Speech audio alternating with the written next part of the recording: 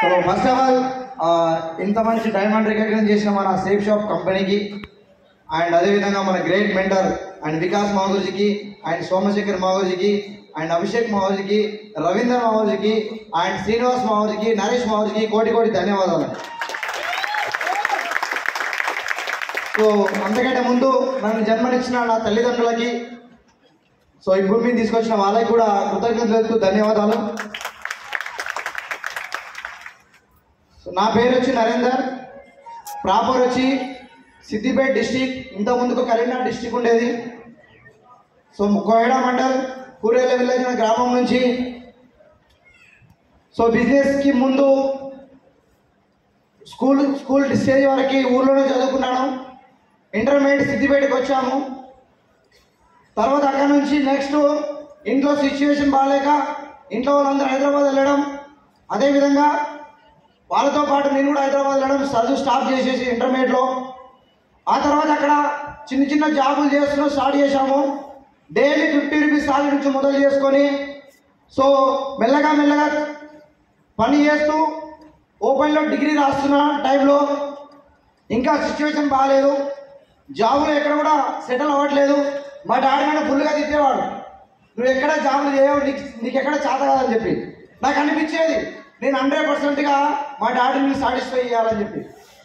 But ఆ టైంలో again మళ్ళీ ఇంకో కంపెనీ రావడం, ఆ కంపెనీలోకి వెళ్ళి జాబ్ స్టార్ట్ చేశాము. 2005 నుండి స్టార్ట్ చేసుకొని 2016 వరకు జాబ్ స్టార్ట్ చేస్తూనే ఉన్నాం. 2012లో నా మ్యారేజ్ అయింది. 2012కి ముందుకు వచ్చిన సాలరీతో సింగిల్గా ఉండడమే కష్టంగా ఉండేది. అలాంటిది పెళ్లి చేసుకున్నాను.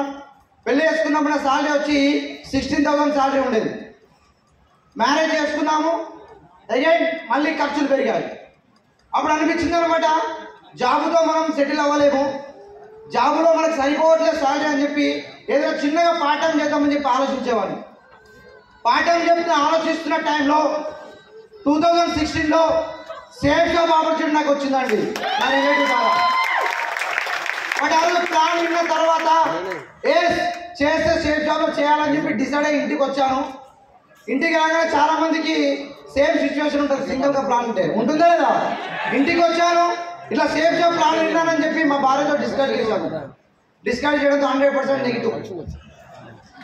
ఒకటే మాట చెప్పేసింది, నువ్వు డీడీ కట్టవద్దు, ఎందుకంటే వచ్చే సాలితో ఇల్లే కట్టట్లేదు, నువ్వు అక్కడ వెళ్ళి 10,000 ఏం కడతావు అని చెప్పి అన్నది. సరే అని చెప్పి తలుపుతాను. ఇంకో మాట కూడా అన్నది, నాకు తెలియకుండా డీడీ కడితే మాత్రం బాగుండదని చెప్పింది అనమాట. అయినా సరే ఆమె మాట వినకుండా 1 వీక్లోనే డీడీ కట్టేశాం. డీడీ కట్టిన తర్వాత డీడీ కట్టిన తర్వాత 1 వీక్కి ప్యాకేజ్ ఇంటికి వచ్చిందండి. వస్తుంది కదా అందరికి ఇంటికి, ఆ ప్యాకేజ్ కూడా ఇంటికి వచ్చింది. ఇంటికి వచ్చాక ప్యాకేజ్ పేరు పైన ఏముంటుంది, సేఫ్ షాప్ అని ఉంది, ఉందా లేదా. సేఫ్ షాప్ నా పేరు ఉంటుంది అనమాట. ప్యాకేజ్ చూసింది కదా, 3 రోజులు అన్నం తిన్నాడు. 3 రోజులు తిన్నా అన్నం, బుజ్జగిస్తా కూడా తినట్లేదు అన్నం. మంచి లైఫ్ ఉంటుందని చెప్తే కూడా వినట్లేదు.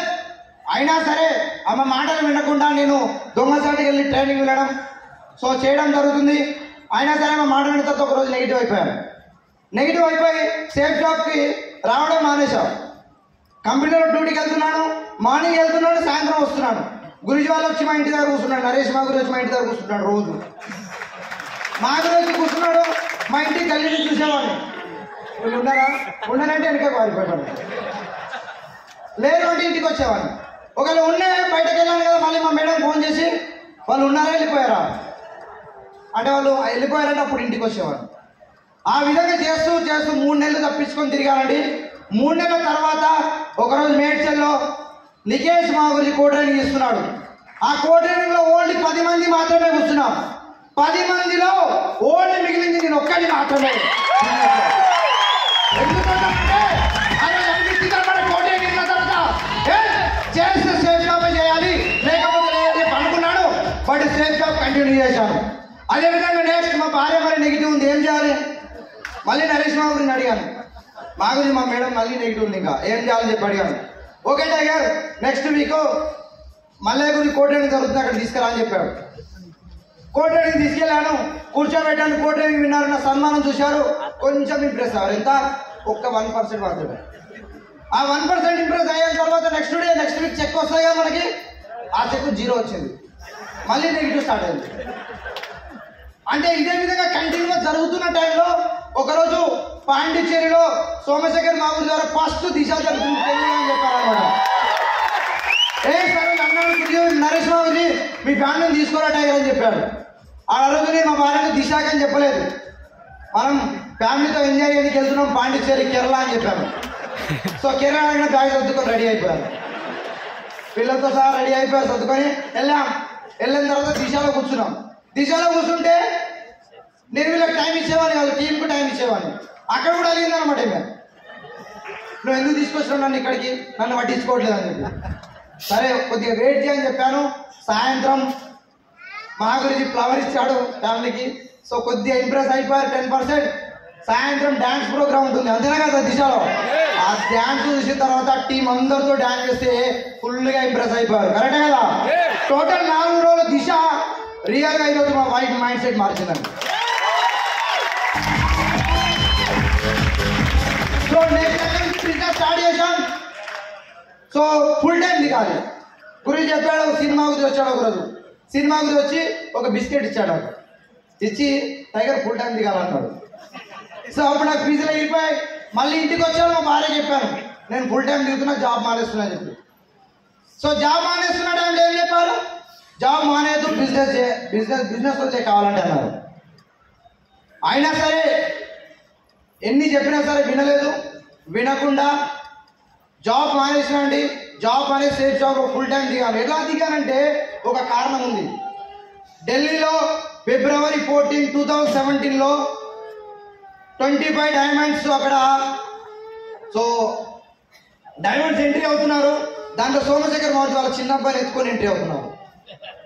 రియల్ గా రోజు అనిపించినాడు, ఎక్కడ వెనకాల కూర్చున్నాడు. 2500 కాంట్రిబ్యూషన్ పెట్టుకొని వచ్చిన, ఫుడ్ కూడా దొరకలే, సీట్ కూడా దొరకలే, ఫుల్ నెగిటివ్గా ఉన్నా. ఒక్కసారి తెలుగు డైమండ్ తెలుగు స్టేట్ నుంచి సోన్ గురించి వాళ్ళ అబ్బాయితో ఎంట్రీ అవుతున్నాడు.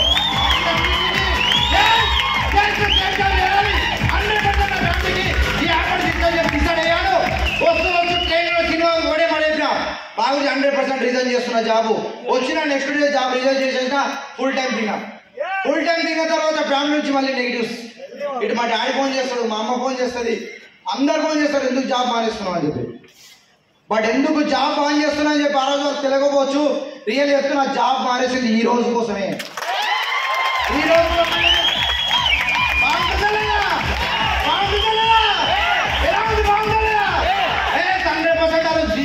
డిసైడ్ అయ్యాను నేను, దీనికోసమే డిసైడ్ అయ్యాను.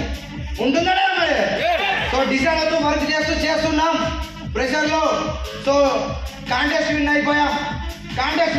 నెక్స్ట్ ఎక్కడికి వెళ్ళాం, సీదా యూరోప్. ఎక్కడ ఉంటుంది తెలుసా, మనకి మ్యాప్లో ఎక్కడ ఉంటుంది కూడా తెలియదు యూరోప్. కానీ యూరోప్లో ఐఫిల్ టవర్ ఉంటుంది, తెలుసు కదా ఐఫిల్ టవర్ మనం బుక్స్లో చదువుకుంటాం. ఐఫిల్ టవర్ ఎక్కడానికి వెళ్ళాము. ఐఫిల్ టవర్ చూడ అదృష్టం ఉండాలి ఇక చెప్పాలంటే, అది ఓన్లీ సేఫ్ జాబ్ ద్వారా సాధ్యమవుతుంది. ఎక్కడ కూడా సాధ్యం కాదు, ఒక్కసారి కాదు 2 సార్లు యూరోప్. అండ్ అదేవిధంగా నెక్స్ట్ 27కి మళ్ళీ మాగుజోతో మళ్ళీ యూరోప్ వెళ్ళబోతున్నాం. ఐఫిల్ టవర్ ఈసారి 3వ బాగుంటుందా లేదా. సో చేస్తున్నాం. ఎన్నో నెగిటివ్స్ వచ్చినాయి, చాలా మంది నెగిటివ్స్ వచ్చాయి. ఎంతో మంది నాతో కలిసి పనిచేసిన బిజినెస్ మానేశారు. అయినా సరే నిలబడ్డాను. మా గురించి వాళ్ళు ఒకటే మాట చెప్పాడు, వికాస్ మా గురించి ఒక మాట చెప్తాడు, చాలా తెరపాస్ దమ్మే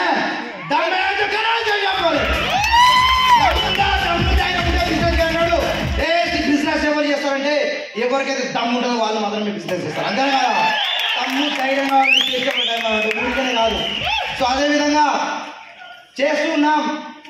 ఒకసారి బిజినెస్ స్టార్ట్ అయింది, మళ్ళీ డౌన్ అవుతుంది. మళ్ళీ సినిమా గురి దగ్గరికి కూర్చున్నాను. మా గురించి ఏది పరిస్థితి అంటే మా గురించి ఒకటే మాట చెప్పాడు, టైగర్ మంచి కావాలంటే జల్లెడ పట్టాలి. ఏం కావాలి, జల్లెడ పట్టాలని చెప్పాడు అనమాట. సో చేస్తాక మంచి కావాలంటే ఏం చేయాలి, కింద ఏం రాలిపోతుంది చెప్తా. మనం 100% వజ్రంలో ఉన్నాం. ఈరోజు జల్లెడ పెట్టారు, వజ్రంలో ఉన్నాం, అంతేనా కదా. సో అదేవిధంగా సో మా గురించి చెప్పాడు, చేశాం. చాలా పెద్ద ప్రాబ్లం వచ్చింది. ఆ ప్రాబ్లం నుంచి రియల్గా బయట ఎక్కడ కూడా సాధ్యం కాదండి. మన సేఫ్ షాప్ కంపెనీ మొదటి సాల్వ్ చేసిందండి ఈరోజు రియల్ చెప్తాను. సో బిజినెస్లో దమ్ ఉంది, సిస్టంలో దమ్ ఉంది కాబట్టి ఈరోజు ఇంత పెద్ద బిజినెస్ జరుగుతుంది. కరెక్టే కదా? సో అదేవిధంగా సొంతగా కారు కొనుక్కున్నాను, ఈరోజు పిల్లలు మంచి ఎడ్యుకేషన్ చేస్తున్నారు, అండ్ ఫ్యామిలీకి ఇంత మంచి రికగ్నైజ్ ఇచ్చాను. సో బాగుంటుందా లేదా? ఎస్. సో అదేవిధంగా నెక్స్ట్ కమిట్మెంట్ మావర్జీ, ఈ బిజినెస్ నుంచి నా టీంలో మంచి మంచి లీడర్లు వచ్చారు మావర్జీ. So mister Gera Chinnarao sir, so next diamond అవ్వబోతున్నాను మావర్జీ. సో 100% డైమండ్ చేసి చూపిస్తాను. అతనితో పాటు టీంలో ఎంతమంది అవుతున్నారో వాళ్ళందరినీ సో కంటిన్యూగా డైమండ్ షిప్ అనేది లైన్ నడిపిస్తాం మావర్జీ. రోజు ఇక్కడ ఎంతమంది అయితే వచ్చారో స్టేజ్ మీద వాళ్ళందరినీ లైన్ నడిపి డైమండ్ చేపిస్తాం. సో అదేవిధంగా నెక్స్ట్ కాంటెస్ట్ లో ఎంతమంది అయితే యూరోప్ ట్రిప్ 100% ప్రతి ఒక్కరు 100%గా విన్ చేపించి యూరోప్ తీసుకెళ్ళిపోతాం మావర్జీ. సో అదేవిధంగా నెక్స్ట్ మావర్జీ నా commitment within this short టైంలో మాగురి వాళ్ళు ఆల్రెడీ పర్మిషన్ ఇచ్చేశారు. సో 1.5 crore పెట్టి సో ఇల్లు తీసుకోబోతున్నాడు మాగురి హైదరాబాద్లో. సో మాగురి వాళ్ళ ప్రెసిడెంట్తో అండ్ అదేవిధంగా విత్ ఇన్ షార్ట్ టైంలో మా పెద్ద కొడుకు చిన్న కొడుకు పెద్ద డ్రీమ్ బెంచ్ కారు కొనాలి. సో 100%గా within the short time ఇక్కడే కమిట్మెంట్ ఇస్తున్నా, విత్ ఇన్ ది 2 years వాళ్ళ చేతిలో బెంచ్ కారు పెడతాను 100%గా.